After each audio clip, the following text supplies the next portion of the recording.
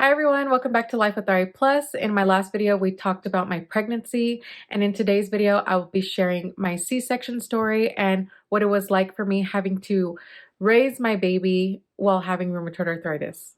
Let's get into it.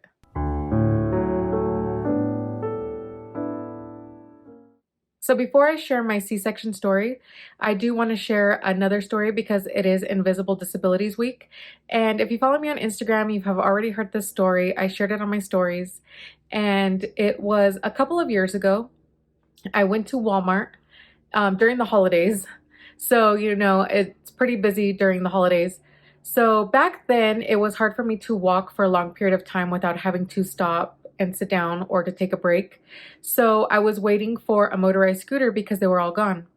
So when I finally got the motorized scooter, I did my shopping and I got what I needed to get, and I was going to the checkout. So as I was going to the checkout, this other older lady who was in a scooter, in the Walmart scooter, came at me so hostile and so angry, and she was yelling at me, saying that I didn't need a scooter and that I should get off, and that she had to wait for a long time for a scooter and she really needs one. She had her little cane in the basket, and she was yelling at me, saying that she's going to report me to the manager and she's going to go find a manager so she can pretty much kick me off the scooter. And as she's yelling at me, I'm trying to explain to her that I have rheumatoid arthritis and it's difficult for me to walk. But she didn't want to hear it, so she just kept yelling at me, saying she's going to report me. She was chasing me in her own scooter. Well, I'm just trying to drive away, mind my own business. So this lady is just chasing me in her scooter. And it's funny because what kind of person chases you down like that? And then it's not funny because it just goes to show you that there are invisible disabilities out there and you don't know what other people are going through. So as I was going to the checkout lane, one of the workers asked me if I was okay because she had seen that the lady was following me. And I was telling her that the older lady was chasing me, saying that she's going to report me to the manager because I'm on a scooter. And I was telling the worker that I have rheumatoid arthritis and it's hard for me to walk. And she told me, you know what, you don't even need to explain yourself, because she knew somebody that had rheumatoid arthritis and she knew the effects that it takes on people. So that was my little story of, you never know what somebody's going through just because they don't physically show a weakness. Or even though if I were to have stood up and walked in front of that older lady, she would see that I was having a hard time walking. So, just because I look young and I'm riding the scooter doesn't mean that I'm just taking advantage of the scooter and not wanting to walk, because that was the one thing that I did want to do, was to walk. So jumping into my C-section story, I wasn't that nervous because I kind of mentally prepared myself for it, since I already knew I was going to need a C-section. I think it's kind of more scary if you're going in thinking you're going to have a natural birth and then all of a sudden you need to have a C-section. I did get nervous as soon as they wheeled me into the room. But I mean, that's normal.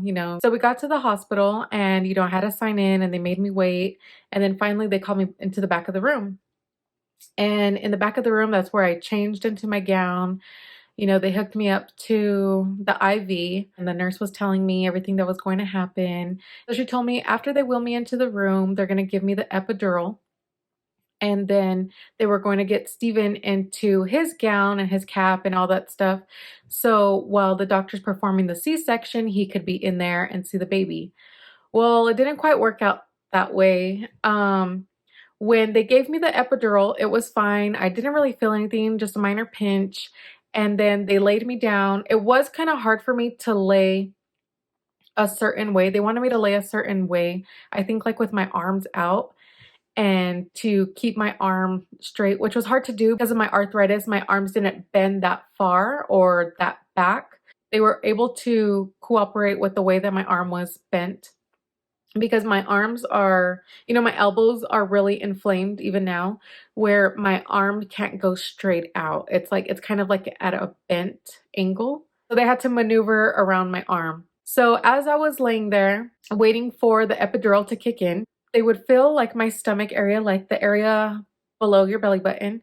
And they told me, can you feel this? And I said, yes, I can feel that. So they waited a while and it was like, I think it was like another 5 minutes. And then she said, okay, can you feel this? And I said, yes, I still feel it. She was kind of confused because the medicine should have been kicking in already. I should have been numb. And so she said, okay, I'm going to tilt you down and we're going to see if that helps. So she tilted me back and my head. So it's like my body's this way and then my head was tilted down that way with my legs up.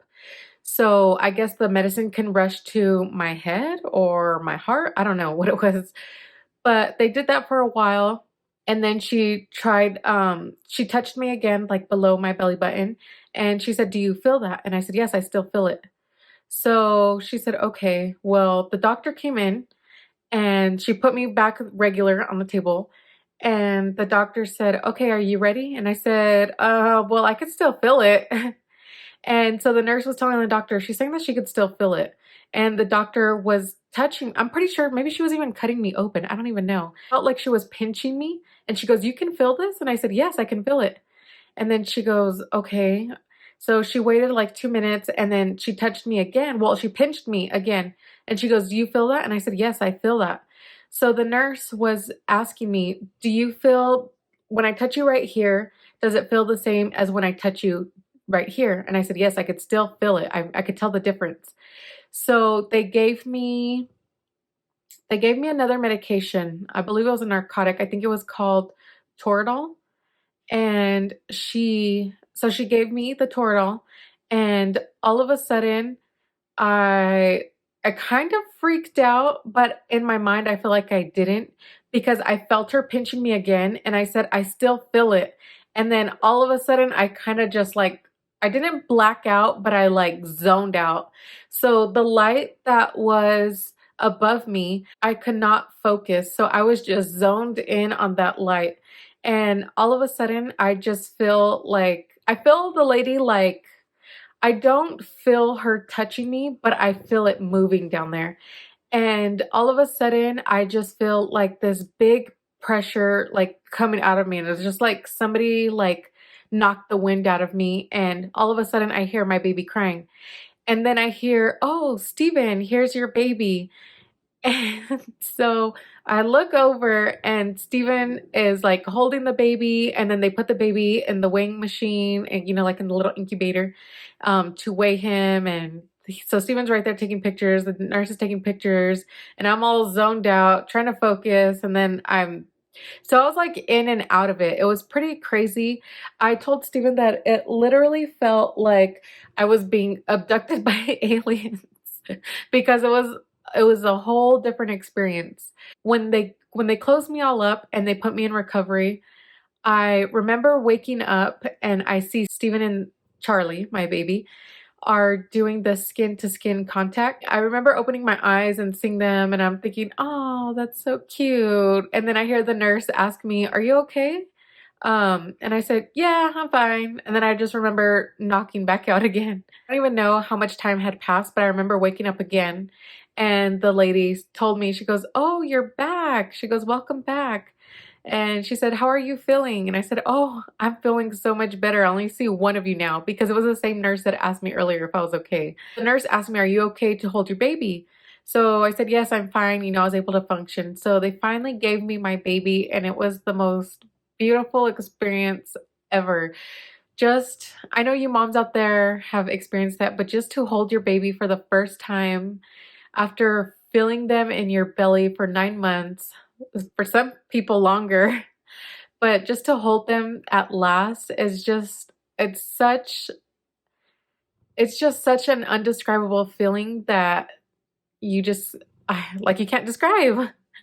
And it was such a beautiful moment. And finally, they were going to take me to my room. The C-section incision was pretty crucial. Like, I mean, the doctor did a great job doing my C-section, and my incision is great, but I'm talking about like the pain. Like, that pain was intense. I felt like it hurt more. The recovery from my C-section hurt more than the recovery from my hip replacement. It was like, at least with my hip replacement, I was able to laugh and to, I mean, I couldn't walk, but I was able to laugh and to sneeze and to cough and to, do whatever without feeling a gut-wrenching pain in my stomach or, below in my lower abdomen. Because when you have a C-section, it is so hard to cough, laugh, sneeze, anything. It just hurts. So as soon as I stood up, because they wanted me to stand up, when I stood up, I felt like a burning pain, like in my incision area. And that's completely normal. I guess that's what they told me. And so they wanted me up and walking, and this was after they removed my catheter. So they wanted me up and walking, and I had to go to the bathroom by myself. So it was hard to get out of the hospital bed because it was kind of lower for me. So having to like push myself up, it was kind of hard.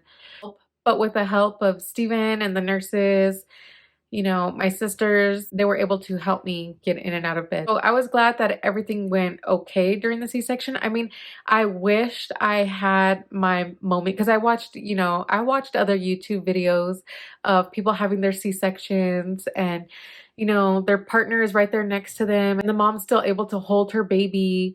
And it just sucks that I wasn't able to have that experience. But I'm fine that, everything went well in the C-section and my baby was healthy and fine. So, I mean, he did have a little jaundice and I had to have that UV light on him. But other than that, he was healthy. After they released us, I came home and it was like the most hard 2 weeks of my life because I nursed and I thought nursing was going to be so much easier than bottle feeding. Not that I'm knocking down bottle feeding because as long as the baby's fed, but I thought it was gonna be so much easier, "Oh, you're hungry? Okay, let's just put you on the boob." But I thought it was gonna be so much easier than to having to get up. Thank God I was able to produce milk because I think Steven would have to get up to make the bottles because it took me forever to get up and out of bed, especially with the incision. So I was definitely a lot more slower. I mean, slower than what I already am because of my arthritis. I think anything that has to do with babies is a lot of work. I just thought nursing was going to be easier. I mean, in the middle of the night, it was definitely easier. I didn't have to get out of bed or anything like that. It was just put him on the boob and that's it, and he'd fall back asleep. So I was well, we were kind of lucky to have such a good baby because he didn't really cry. I mean, unless he was hungry or he had poop. He didn't even cry if he had a full wet diaper because sometimes I'd have to check constantly because he was just so mellow and so calm. He would just sleep, so I would have to check him to make sure that his diaper isn't overfull. So we definitely lucked out with a good baby. He slept through the night, which was excellent. I mean, the first 2 weeks, I mean, he woke up every 3 hours so he can eat. After the first month, it definitely got a lot easier. So Steven and I always joke that, if we have a next child, that our next baby is gonna be horrible. We already know it's gonna be a nightmare. It's gonna be completely opposite of Charlie. We're mentally preparing ourselves for staying up late and not sleeping through the night.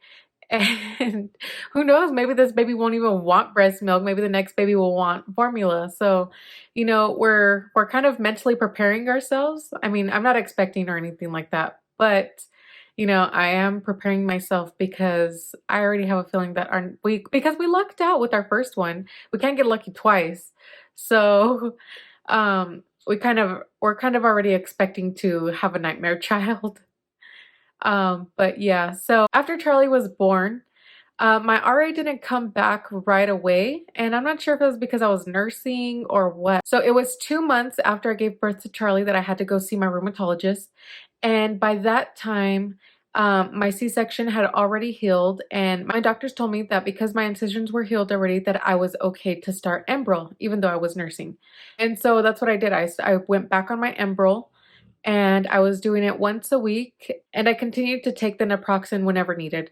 So that's all I was really on was the Enbrel and the naproxen. And it worked for me until I was done breastfeeding. And then I felt like after I was done breastfeeding, because I'd nursed for 2 years and 10 months. Yes, I know it's a long time, but I mean, to each his own, right? So after I breastfed, I felt like more symptoms were coming back. So I was starting to get pain in my elbows, my ankles were starting to swell up. My right knee is actually it's currently swollen, but there was times where it would get swollen and then it would go away and then swell up again. I've been having a lot of flare-ups in my right knee. So you guys all know that's where my first symptom started was my right knee. And then my doctors had me try Enbrel twice a week and put me on Plaquenil for once a day. The Plaquenil still made my stomach hurt because I tried it when I was pregnant and I tried it after. I thought, oh, okay, now that I'm not pregnant, I can try it. And it still makes my stomach hurt. So I don't take it as often as I should.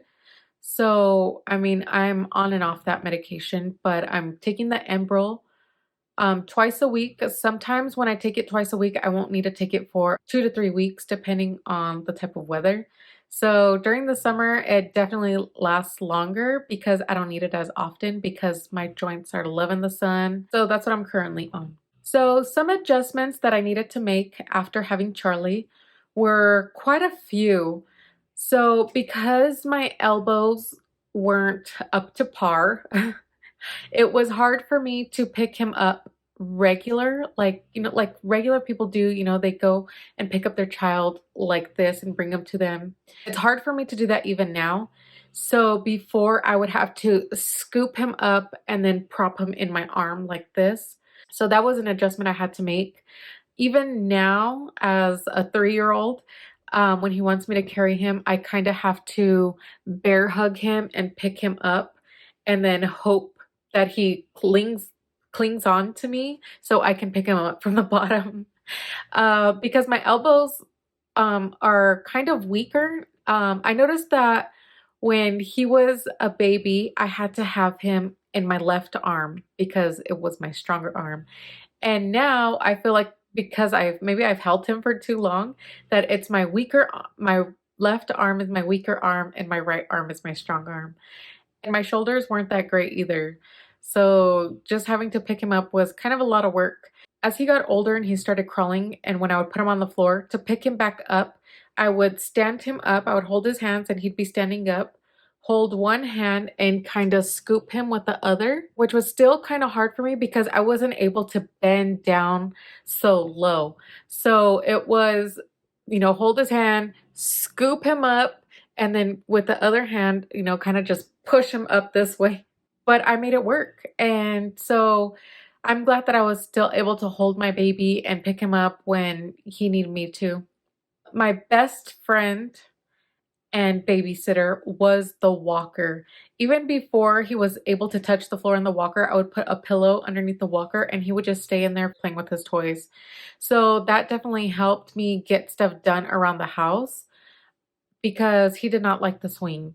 I was able to put him in the swing for 10 minutes, so that was enough time to make the bed and get myself dressed. And then I had to pick him up because he didn't want to be in there anymore. So when he got older and he was able to finally walk in the walker, he was all over the place. He loved that thing. He would eat in there, play with his toys, eat his little puffs. So that was definitely a big help for me too. So I was able to cook and clean and get stuff done when he was in that walker. Another thing was I wasn't able to go to many places unless I had help because to carry Charlie in the car seat was too heavy for me. I would be able to carry him with my strong elbow, to put him up here. Um, but to lift him up into the car and latch him into the base was hard for me, and I was not able to go anywhere unless somebody helped me. And wherever I went, I had to make sure I had somebody there to help me, which I usually did because the only other place I was going to was my sister's house. So, I always had my sisters to help me when I would go over. And, my mother-in-law would help me get Charlie in the car to go to my sister's, or if Steven just so happened to have the day off, he would help me get Charlie in there. And it was difficult because not having to be able to go anywhere because you can't merely latch the car seat into the base was it's just so sad, like, thinking, "Ugh, like, I have to depend on somebody to help me get my baby in the car," and that was one thing that I actually cried about. I cried to my sister because I wasn't able to do it myself. So, as Charlie got older and he was able to walk, it got a lot easier to go places, especially now that he's 3, he's a lot more independent and he buckles himself in. One thing that I had to invest in, well, I didn't really invest in it because my sister gave it to me as a baby shower gift, is one of these. So, because the bottom buckle was hard for me to push in because my hands, like if you see my knuckles in my hands, like how swollen they are, like it's hard for me to apply pressure on the bottom lock just to unlock him out of his seat. So what you do is you put it in between. So let's say this is the lock. You put it in between like that and you simply push down and then you just pull the straps out like that. And it's a lot easier and I'm able to go places without needing help. So before, when I would go to my sister's house, I would have to call my sister, and she lived in an apartment complex. So she would have to come down, or she'd send my nieces down to come get Charlie. This is when he was still a baby, and I wouldn't take him out of the car seat, just take the whole car seat out.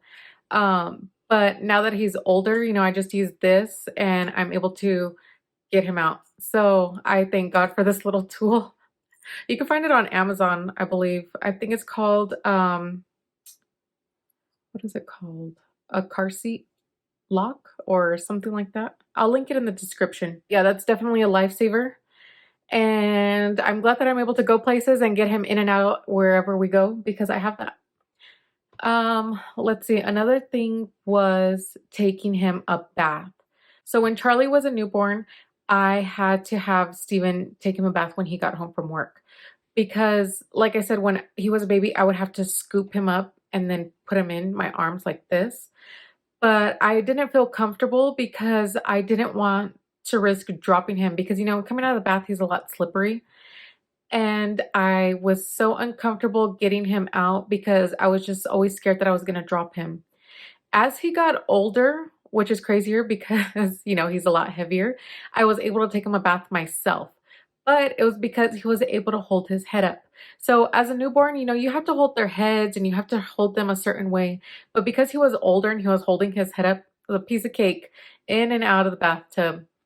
Sometimes I would leave him in there, like especially when he was sitting down already. I'd leave him in there because he didn't want to get out anyways. It was a break time for me too. I'd be able to sit there while he's just sitting there playing in the water.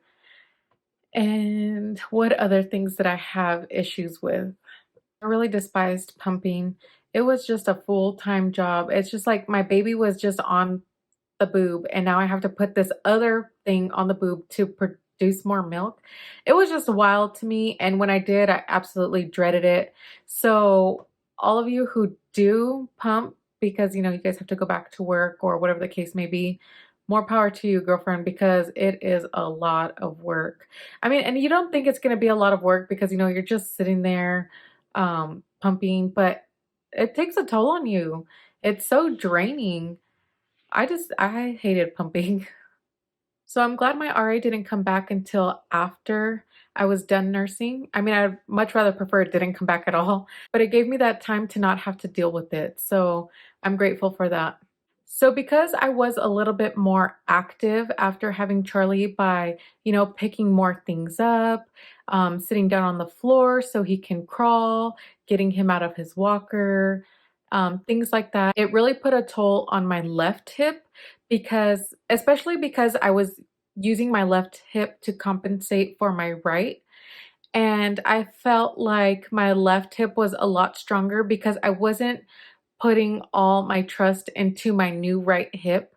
So I wasn't using my right hip to its maximum potential, and it eventually put some wear and tear onto my left hip. So in my next video, I will share with you guys my next surgery, which was my left hip replacement. I know. And the recovery was not the same as my right hip, okay? I don't know if it's because I was older or what, but it was definitely a different recovery because I thought my C-section hurt, okay? But no. So if you guys want to stay tuned for that story, hit that notification button. Please like and subscribe to this video, and I will see you guys next time. Bye.